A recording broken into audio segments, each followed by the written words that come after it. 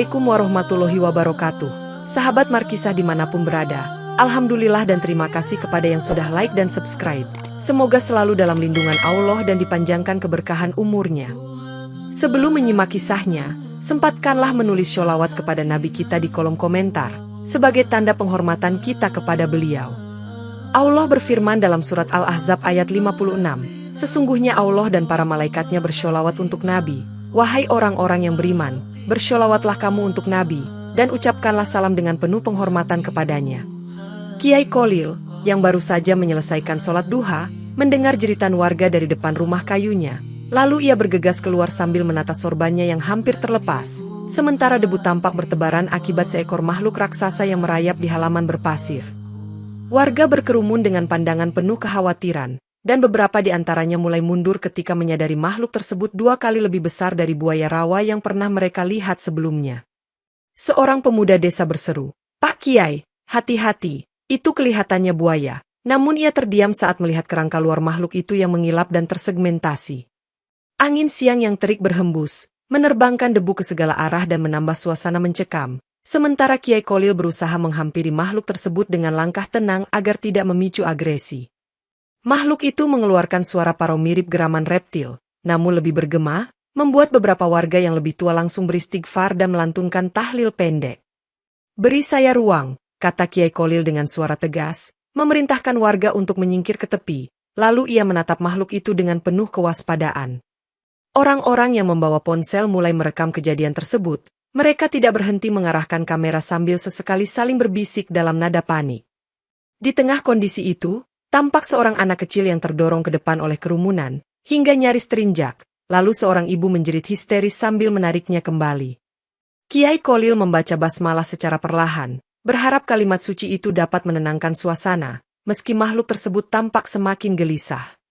Keringat menetes di dahi Kiai Kholil, dan suasana mendadak senyap ketika makhluk itu menggerakkan kepalanya ke kiri dan ke kanan, seolah mencari celah untuk meloloskan diri. Serentak, suara orang-orang yang masih mengira makhluk itu buaya besar terdengar mengatakan, "Kita harus memanggil pawang buaya." Meski beberapa tokoh desa meyakinkan bahwa bentuk fisiknya sangat aneh dan tidak sepenuhnya mirip reptil umum. Seorang petani tua berteriak, "Itu bukan buaya, lihat paku-pakunya," sambil menunjuk tonjolan tajam di sepanjang sisi tubuh makhluk yang tengah meronta. Kesalahpahaman semakin besar karena sebagian warga bersikeras ingin mengusir makhluk tersebut dengan obor, sedangkan sebagian lagi ingin menjaga jarak dan menunggu Kiai Kholil mengambil keputusan. "Tolong jangan lakukan tindakan gegabah," ujar Kholil sambil mengangkat tangannya. Kemudian ia menyuruh 2 pemuda kuat mengambil tali untuk sekadar menahan gerakan makhluk itu. Beberapa orang di kerumunan menekan ponsel mereka untuk menghubungi kepala desa, berharap ada instruksi resmi, namun sinyal di pelosok desa tersebut seringkali lemah. Ketika tali tebal diikatkan ke tubuh makhluk, ia meledakkan geramannya, menggeliat keras hingga 1 dari 4 pria yang menahannya terpelanting ke debu kering. "Allahu Akbar, makhluk apa ini?" seru lelaki yang terjatuh, sambil merasakan sesak di dadanya karena hantaman yang kuat.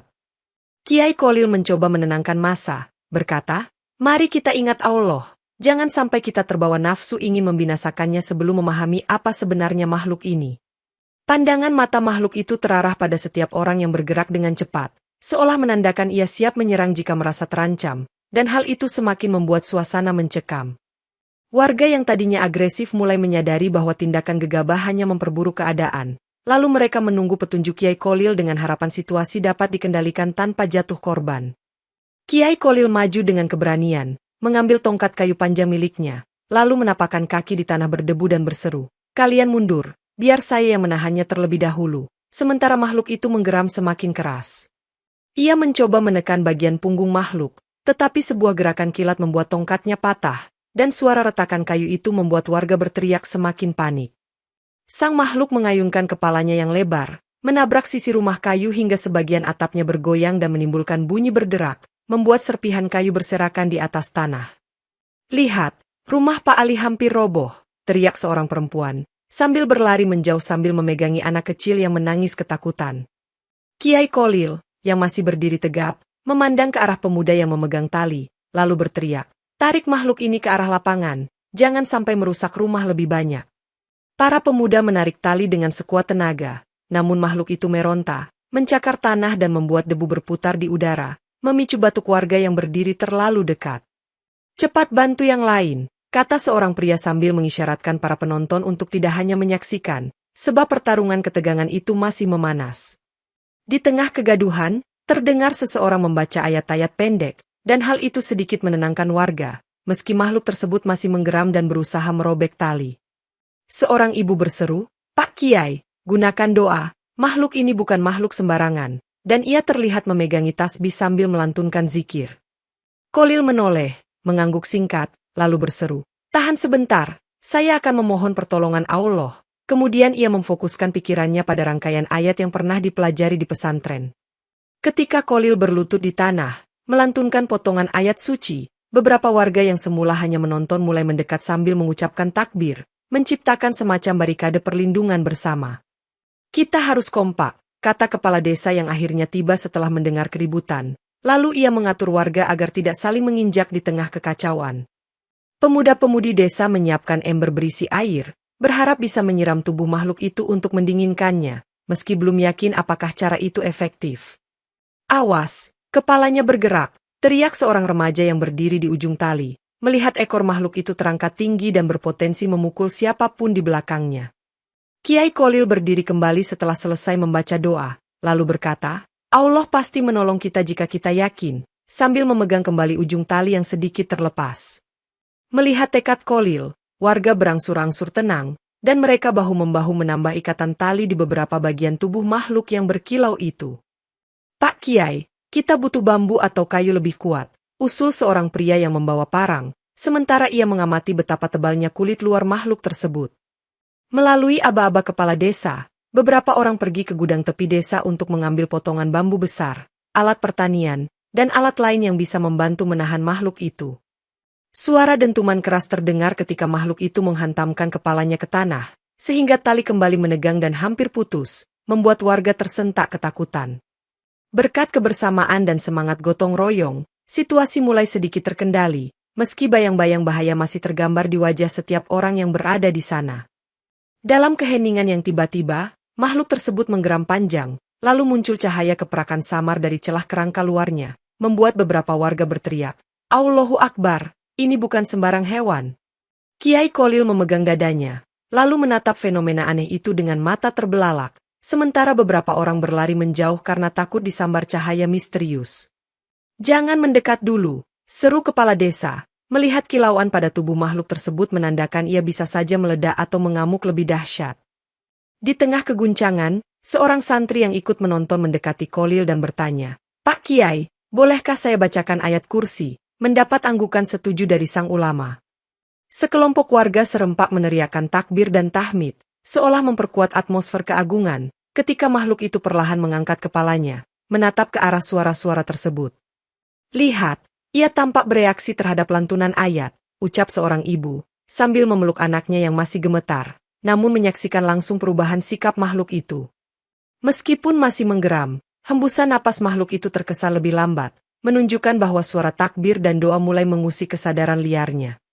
Teruskan," seru Kiai Khalil, sembari menoleh ke arah para santri, dan mereka pun melantunkan ayat-ayat Al-Quran dengan suara serempak. Cahaya keperakan pada makhluk itu perlahan meredup, dan warga yang tadi ketakutan perlahan mendekat lagi, meski tetap berjaga-jaga dengan alat yang mereka genggam. Situasi menegangkan berubah menjadi momen penuh kekaguman, ketika seluruh warga sadar bahwa ada kekuatan lain yang mengendalikan makhluk raksasa ini, dan nama Allah tampak berpengaruh besar dalam menaklukkannya. Setelah makhluk itu sedikit tenang, Kiai Khalil meminta warga untuk tidak melepas tali dulu, lalu ia berjalan mengitari lokasi, menemukan jejak kaki besar yang mengerikan, meninggalkan guratan menyerupai simbol asing. "Jangan sentuh, jejak ini penting," kata Khalil, membungkuk untuk mengamati bentuk cakar yang dalam, sementara debu berhamburan tertiup angin. Seorang pemuda memotret jejak tersebut dengan ponsel dan bergumam, "Belum pernah saya lihat jejak seperti ini, apakah makhluk ini datang dari tempat lain?" Di sisi lain halaman, tampak pula bekas gesekan tubuh di tanah, dengan potongan kayu yang tercabik dan beberapa batu kecil yang hancur berkeping-keping, menambah kesan betapa kuatnya makhluk tersebut. Seorang warga berseru, "Pak Kiai, ada kerikil yang seperti membentuk huruf aneh," sambil menunjuk segaris simbol yang menyerupai huruf Arab namun tak bisa dipastikan maknanya. "Bawa kemari," kata Khalil, merapat ke arah warga tersebut, lalu meneliti batu berukir aneh yang terpendam di bekas gesekan kerangka luar makhluk itu. Kepala desa yang penasaran mendekat, menanyakan, apakah ini pertanda dari sesuatu, Pak Kiai? Sementara warga lain mulai berkerumun untuk melihat lebih jelas. Dengan nada serius, Kholil menjawab, saya pernah membaca kitab lama di pesantren. Ada bagian yang menggambarkan simbol serupa ini, mungkin kita perlu mencari penjelasan lebih lanjut. Debu yang berterbangan mulai mereda, memperlihatkan jejak-jejak lain yang berserakan di halaman, seperti pola melingkar yang saling bersambungan, membentuk teka-teki di mata warga. Kholil mengingatkan warga agar berhati-hati, mari kita rapatkan barisan, jangan sampai ada yang menginjak simbol-simbol ini, bisa jadi ada maksud tertentu yang belum kita ketahui, ucapnya, sambil memusatkan pandangan pada makhluk yang kini dia menggeliat di tengah halaman. Malam hari tiba, dan di balai desa, Kiai Kholil berkumpul dengan kepala desa dan beberapa orang tua untuk membahas temuan aneh, sementara makhluk itu masih terikat di halaman dengan pengawasan ketat. Menurut kitab yang pernah saya pelajari, ada kisah tentang makhluk penjaga akhir zaman bernama Al-Jassasah, tapi kita tidak boleh gegabah menyimpulkan ini adalah Al-Jassasah, ujar Kholil, menyuarakan keraguannya. Seorang tokoh masyarakat menimpali, kalau benar ini makhluk dari dunia lain, apakah itu berarti desa kita menjadi sasaran sesuatu yang lebih besar? Dua orang santri dipanggil untuk menceritakan kembali pelajaran tafsir yang mereka pahami, lalu mereka berkata, memang ada kisah makhluk gaib, tetapi biasanya tidak sebesar ini dan tidak memiliki bentuk seperti buaya bercangkang. Di tengah diskusi, terdengar suara gemuruh lemah dari halaman, menandakan makhluk itu menggeliat, dan seorang penjaga berlari masuk sambil melaporkan. Masih terikat dengan baik, Pak Kiai, tapi dia terus menggeram perlahan. Jangan sakiti dia, tegas Kholil, menatap penjaga itu dengan serius, menandakan bahwa mereka ingin tetap memperlakukan makhluk ini dengan rasa hormat sembari meneliti asal-usulnya. Kepala desa menghela napas, lalu berkata, baiklah, kita biarkan dia semalam di sana, tapi kita harus menyiapkan rencana kalau dia mengamuk lagi, dan ia menyuruh warga bergantian menjaga.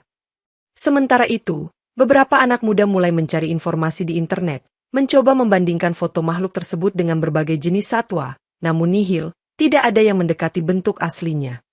Ini pasti lebih dari sekadar binatang liar, gumam salah seorang pemuda, menatap layar ponsel yang menampilkan gambar makhluk aneh, sebelum menoleh pada Kholil, mungkin hanya Anda yang bisa menanganinya, Pak Kiai. Dengan suara mantap, Kholil merespons, saya akan coba cara-cara yang diajarkan oleh para ulama terdahulu, tapi ingat, kita semua harus tetap waspada, karena hanya Allah yang Maha Tahu apa sebenarnya tujuan makhluk itu dikirim ke sini. Keesokan pagi, beberapa orang desa datang membawa tombak dan parang, berniat membunuh makhluk itu karena takut akan ancaman lebih besar. Namun kepala desa menegur dengan lantang, siapa yang menyuruh kalian mengambil senjata? Kiai Kholil keluar rumah dengan raut serius, lalu berkata, dalam agama kita, membunuh makhluk tanpa alasan yang dibenarkan adalah dosa, apalagi jika kita belum tahu hakikatnya. Seorang pemuda yang terlihat sangat takut menimpali. Tapi Pak Kiai, bagaimana kalau dia membahayakan anak-anak dan wanita di sini? Kita tidak sanggup menanggung risikonya. Kholil menjawab dengan tegas, kita harus menenangkan makhluk ini dan mencari tahu niatnya. Jika ia memang mengancam nyawa, baru kita pikirkan langkah terakhir, tapi jangan gegabah. Warga lain bersorak mendukung, mengatakan, benar itu, jangan asal membunuh. Belum tentu dia datang untuk menerkam kita. Meski beberapa orang masih ragu dan tetap menggenggam senjata. Kepala desa menengahi, sekarang, kita tunggu hasil pembacaan kitab kuno oleh Pak Kiai, mungkin saja ada cara aman untuk menundukkan makhluk ini. Dalam suasana tegang itu, makhluk yang semula diam kembali menggeram, menghentak ekor ke tanah, seolah tak nyaman melihat orang-orang bersenjatakan tombak di dekatnya. Kholil mendekat perlahan sambil melafalkan sholawat Nabi, dan makhluk itu sedikit mengurangi geramannya. Meski tatapannya masih waspada ke arah tombak-tombak yang bersinar di bawah sinar matahari. Bawa senjata itu menjauh, perintah Kholil kepada beberapa pemuda. Kita tidak akan mencapai ketenangan kalau terus menodongkannya ke makhluk ini, ucapnya tegas. Akhirnya, sebagian senjata diletakkan, dan para warga menyebar menjaga jarak, sementara Kholil bersiap membawa potongan kitab kuno yang akan ia pelajari lebih jauh untuk mencari jalan penyelesaian. Malam itu, Kiai Kholil duduk di beranda rumah kayunya yang berlampu temaram, membuka lembaran kitab kuno yang mulai rapuh, sambil sesekali membetulkan kacamatanya dan memperhatikan tulisan Arab gundul dengan cermat. Ia mengeja baris demi baris, menemukan penggalan ayat-ayat yang disebutkan pernah digunakan oleh Nabi Sulaiman untuk menundukkan makhluk-makhluk berbentuk aneh, namun belum sepenuhnya paham teknisnya. Dari halaman rumah, terdengar suara makhluk merintih pelan, dan Khalil berhenti sejenak, kemudian berkata kepada dirinya sendiri, makhluk itu mungkin sedang merasakan sakit atau ketidaknyamanan, semoga Allah memudahkan. Seorang santri datang mendekat, menanyakan apakah Khalil perlu bantuan, namun ia hanya menggeleng pelan dan berkata, tetaplah di sini, kita jaga bersama, saya ingin mencoba membaca beberapa ayat lagi. Jam dinding di ruang tamu berdentang menandakan sudah lewat tengah malam, sementara suara jangkrik mengiringi suasana hening, membuat suasana desa terasa makin mencekam sekaligus hikmat. Khalil menutup kitab sejenak, lalu memulai bacaan doa secara perlahan, mengucapkan ayat Al-Quran dengan tartil, dan udara malam terasa berubah menjadi lebih tenang. Penjaga yang semula berjaga di dekat makhluk itu melaporkan melalui jendela, Pak Kiai, makhluk itu tampak tenang sekali sekarang, matanya tidak melotot lagi, menandakan mungkin ada pengaruh bacaan doa terhadap sikap makhluk tersebut. Alhamdulillah, terus awasi sampai subuh, balas Khalil, sambil melanjutkan zikir yang ia amalkan, bermodalkan keyakinan pada pertolongan Allah. Selang beberapa menit, terdengar desahan panjang dari makhluk itu, seperti makhluk yang lelah dan akhirnya pasrah, sehingga para penjaga di sekitar halaman mulai berani mendekat setapak demi setapak. Malam yang sunyi itu ditutup dengan kelegaan warga, meski mereka tetap membagi giliran untuk berjaga, karena takut sewaktu-waktu makhluk itu bisa kembali mengamuk jika ketenangan ini hanya sesaat. Pagi buta, suara adzan subuh menggema di seluruh desa, menggugah para warga untuk bangun, lalu mereka melihat makhluk itu tampak menggeliat pelan, seakan merespons kumandang panggilan sholat. Pak Kiai, lihat itu, dia seolah-olah mendengarkan adzan, ujar seorang warga yang takjub, sambil menunjuk bagian kepala makhluk yang sedikit terangkat ke arah sumber suara. Warga yang menunaikan sholat subuh di musola kecil dekat rumah Khalil selesai mengucapkan salam, dan beberapa di antaranya segera menuju lokasi makhluk untuk memastikan keadaannya. Makhluk tersebut tidak lagi melawan ikatan tali, ia berdiam dalam posisi yang lebih jinak, menandakan ada semacam kedamaian yang dirasakan dari kumandang adzan itu. Seorang anak muda berkomentar, Masya Allah, jangan-jangan dia bisa merasakan kekuatan suara adzan. Pak Kiai, ini seperti tanda bahwa kita harus mendekatinya dengan zikir. Khalil mengangguk, lalu mengatakan, bisa jadi Allah menakdirkan makhluk ini memiliki kepekaan tertentu terhadap ayat suci, maka kita wajib menjaga dan tidak menyakitinya. Beberapa warga yang penasaran melingkar di sekitar, sedangkan Khalil meminta mereka tetap berhati-hati, meskipun tampak lebih tenang, kita belum tahu batas kesabarannya. Bu, rekam lagi, makhluknya sudah berubah sikap, teriak seorang pemuda kepada ibunya yang menggenggam ponsel, mengabadikan pemandangan langka tersebut. Kepala desa ikut datang meninjau, lalu bertanya kepada Khalil, apa langkah kita selanjutnya, Pak Kiai, apakah akan kita lepaskan atau kita biarkan terikat sampai jelas asal-usulnya? Khalil menjawab dengan bijak, kita tunggu tanda-tanda lebih jelas, karena ayat-ayat Sulaiman yang saya pelajari belum sepenuhnya saya baca, dan kita perlu tahu alasan dia dikirim ke sini. Saat mentari mulai meninggi, seorang pria tua misterius datang ke desa dengan berjalan kaki, mengenakan jubah lusuh dan membawa tas besar di punggungnya, membuat warga heran dan bertanya-tanya, siapakah gerangan orang ini? Ia menghampiri Khalil yang sedang duduk di beranda, lalu memperkenalkan diri dengan suara rendah. Nama saya Ahmad, saya sudah lama mempelajari makhluk-makhluk aneh di berbagai pelosok Nusantara. Pernah saya melihat makhluk serupa di hutan Sumatera, ucap Ahmad sambil membuka tasnya, mengeluarkan secari kertas bergambar sketsa makhluk mirip buaya bersisik serangga dengan tonjolan tajam di sepanjang tubuh. Warga yang ikut mengerumuni pria tua ini semakin terkejut saat melihat gambar tersebut benar-benar mirip dengan makhluk yang ada di halaman rumah Khalil, hanya saja ukurannya terlihat lebih kecil di sketsa itu.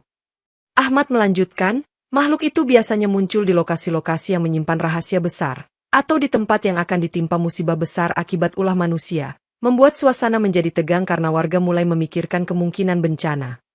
Khalil menatap dalam-dalam mata Ahmad. Apakah Anda tahu cara menenangkan atau menaklukkan makhluk ini, atau setidaknya menjelaskan keberadaannya secara pasti? Ahmad menggeleng, saya hanya meneliti dan mencatat keberadaan mereka, namun dari apa yang saya ketahui, ayat-ayat suci selalu menjadi penenang, dan makhluk ini tidak boleh dibunuh sembarangan.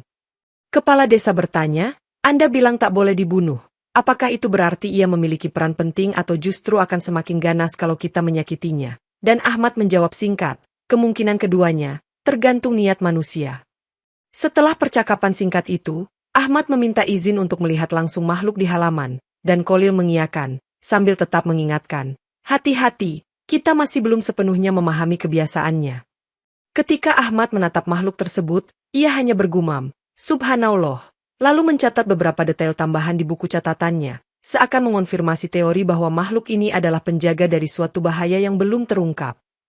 Menyusul petunjuk tentang makhluk yang kerap muncul di area yang berpotensi dilanda bencana, Khalil mengajak warga untuk memeriksa lokasi jejak makhluk yang berserakan di sekitar halaman, lalu menyarankan, "Mari kita gali sedikit di beberapa titik untuk memastikan tidak ada sesuatu terpendam."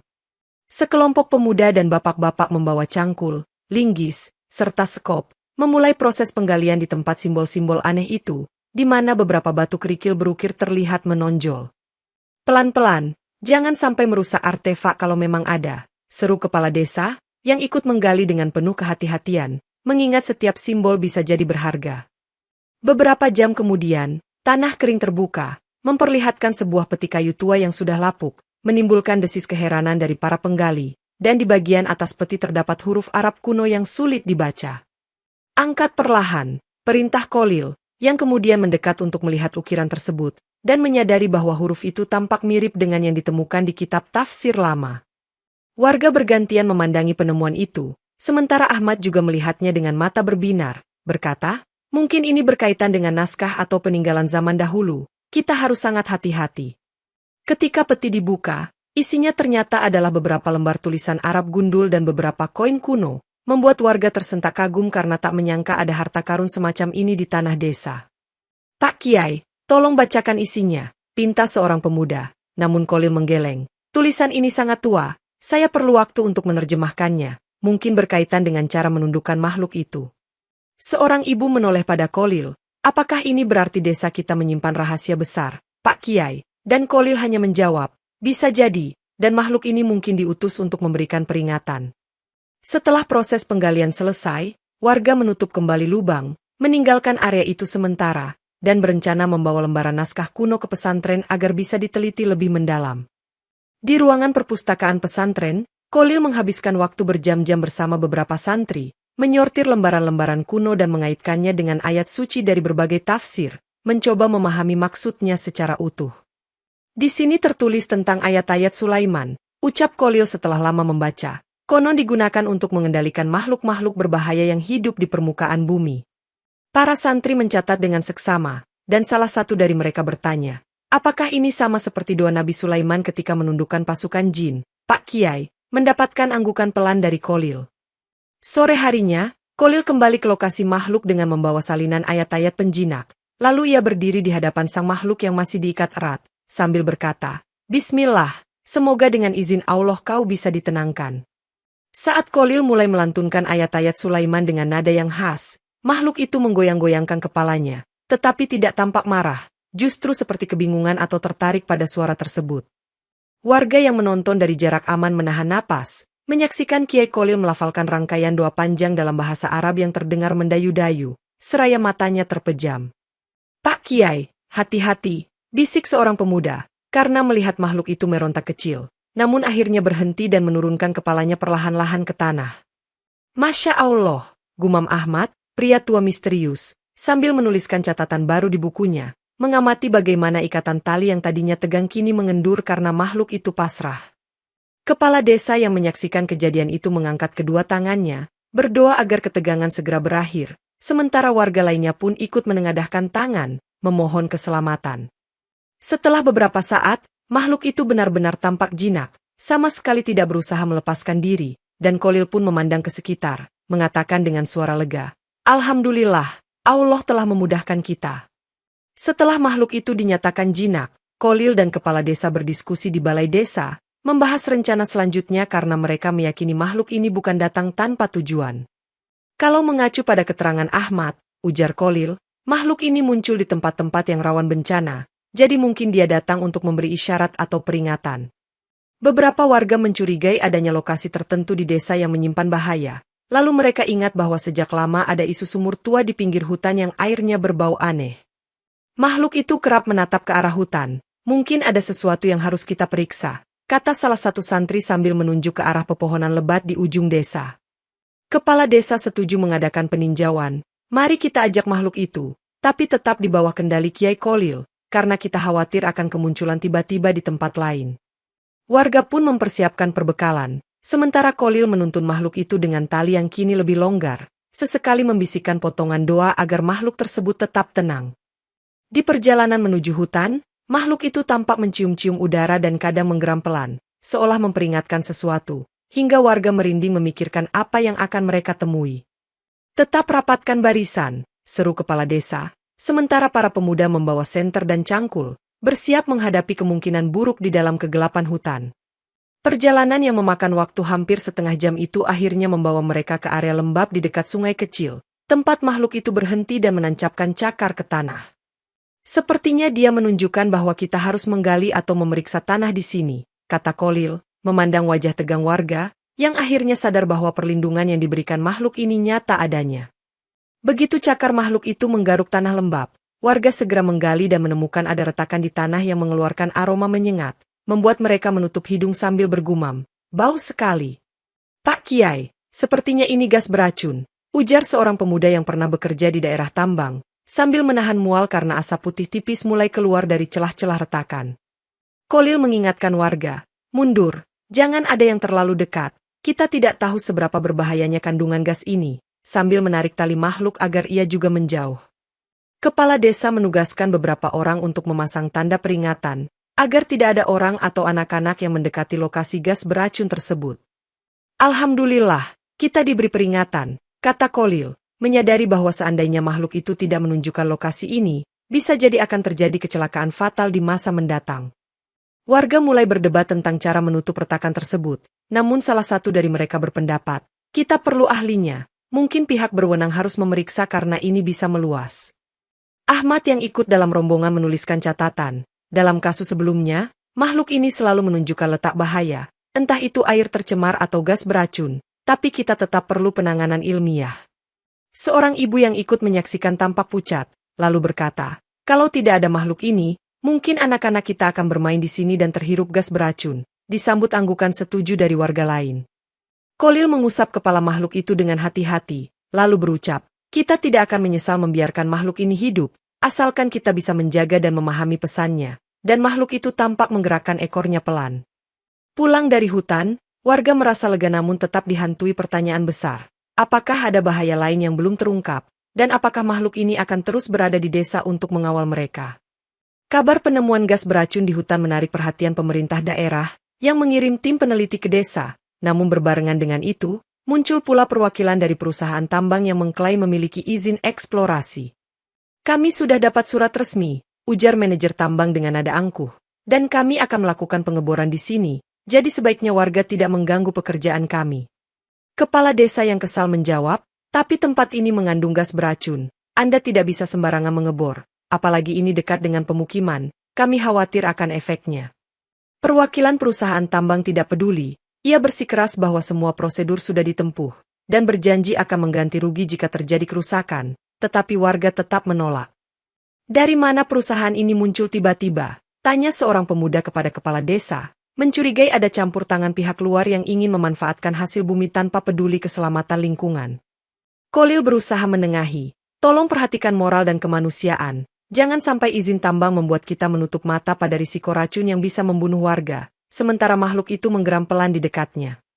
"Apa pula makhluk itu?" ejek si manajer tambang, menuding sosok besar yang terikat di sisi lapangan. "Jangan bilang kalian percaya pada tahayul di desa terpencil ini," ucapnya sambil tertawa sinis. Amarah warga memuncak mendengar penghinaan itu, tetapi Khalil menenangkan mereka. "Jangan terprovokasi, kita tunjukkan bukti-bukti bahaya dan perjuangkan keselamatan kita dengan cara benar." Seorang tokoh pemuda mendesak agar pemerintah desa mengirim laporan resmi ke pihak berwenang lebih tinggi, menuntut peninjauan ulang izin tambang dan menegaskan adanya ancaman gas beracun. Konflik pun perlahan memanas. Warga merasa khawatir bahwa perusahaan tambang akan melakukan eksplorasi paksa, dan mereka khawatir makhluk pelindung desa ini pun akan menjadi sasaran jika dianggap menghalangi. Ketika tim peneliti pemerintah tiba, mereka berdiskusi dengan kepala desa, Khalil, dan perwakilan perusahaan tambang. Namun diskusi itu tidak membawa kesepakatan, karena pihak tambang ingin tetap melanjutkan pengeboran.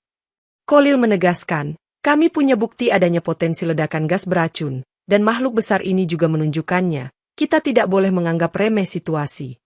Pemerintah daerah akhirnya meminta uji lapangan, dan setuju untuk melihat langsung lokasi retakan gas di hutan, di mana makhluk itu berhasil menunjukkan titik-titik berbahaya.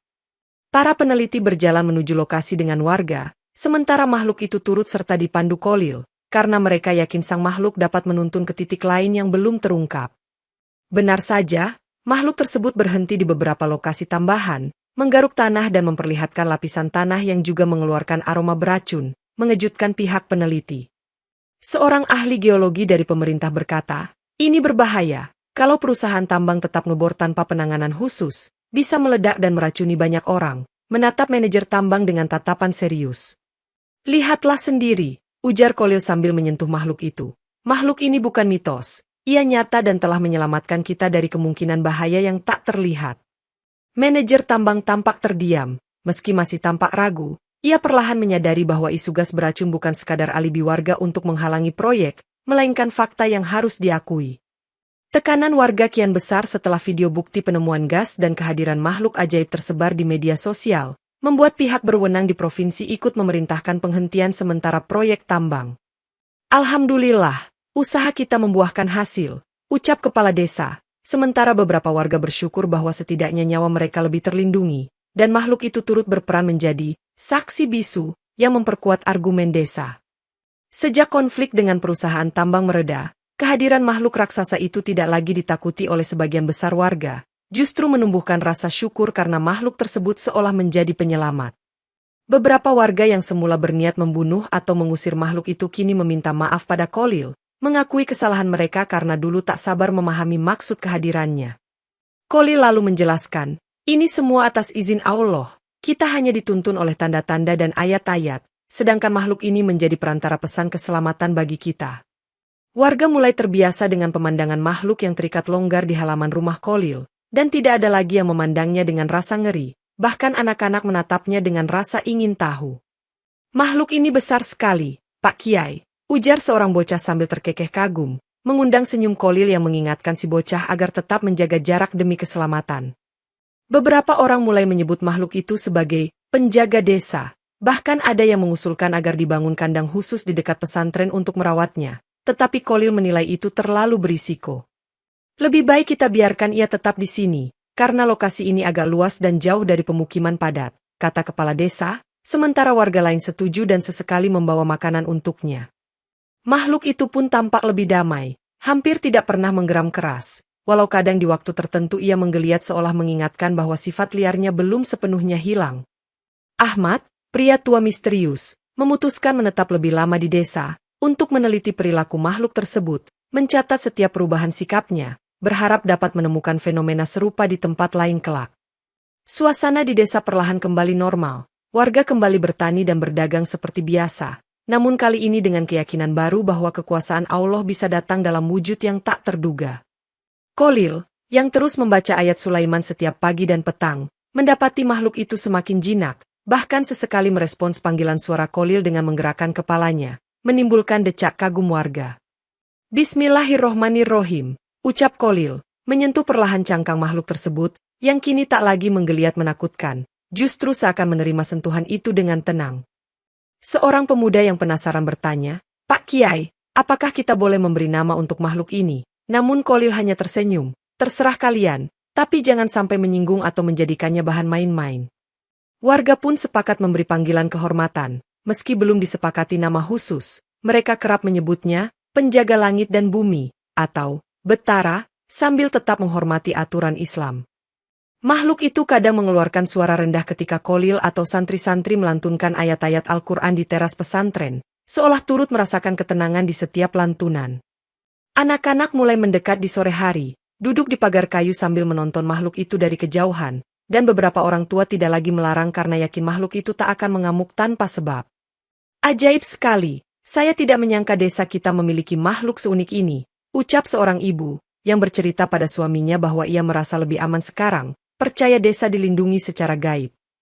Ahmad senantiasa mengamati tingkah makhluk itu, menuliskan bahwa ia bisa mengenali suara adzan, merespons ayat suci, dan turut merasakan getaran keimanan yang terpancar dari doa bersama. Meski begitu, Khalil tetap mewanti-wanti agar warga tidak menuhankan makhluk ini, menegaskan, ia hanya salah satu ciptaan Allah yang luar biasa, jangan sampai kita menyekutukannya. Berangsur-angsur, persahabatan antara warga, Kholil, dan makhluk itu terjalin makin erat, sampai akhirnya muncul gagasan bahwa makhluk ini sebaiknya dilindungi dan dipelihara untuk kebaikan bersama. Dalam sebuah pertemuan di balai desa, Kholil menyampaikan keputusan penting. Saya akan memelihara makhluk ini di bawah pengawasan, karena kita telah membuktikan bahwa ia membawa kebaikan dan peringatan bagi kita semua.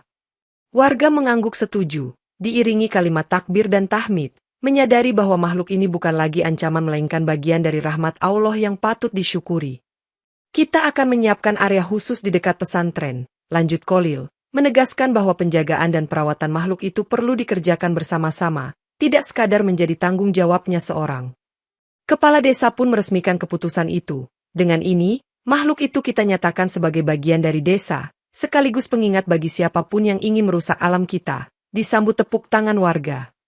Kholil mendekati makhluk yang terdiam di halaman, lalu membacakan ayat Sulaiman kembali untuk memastikan ketenangan dan penerimaan makhluk itu, diiringi senyum haru warga. La ilaha illallah, gumam salah satu santri, takjub melihat bagaimana makhluk tersebut menundukkan kepalanya, menandakan rasa hormat atau kepasrahan. Malam itu, di bawah langit berbintang, makhluk tersebut dipindahkan secara perlahan ke tempat yang telah dipersiapkan, dan di sepanjang perjalanan warga berzikir memohon perlindungan. Ahmad mencatat momen tersebut sebagai titik puncak penelitiannya, menulis kalimat, makhluk ini telah menemukan rumahnya, dan manusia di sini telah menemukan hikmah besar dari keberadaannya. Warga di desa kembali bersyukur, menyadari betapa kehadiran makhluk itu telah menyelamatkan mereka dari bencana gas beracun dan keserakahan perusahaan tambang, sekaligus mengajari mereka untuk peka akan tanda-tanda Allah. Dengan tenang, Kholil mengelus bagian punggung makhluk itu di lokasi barunya, membisikkan doa penutup, sementara seluruh desa merasakan kedamaian, menginsafi bahwa setiap ciptaan Allah pasti memiliki maksud yang mulia.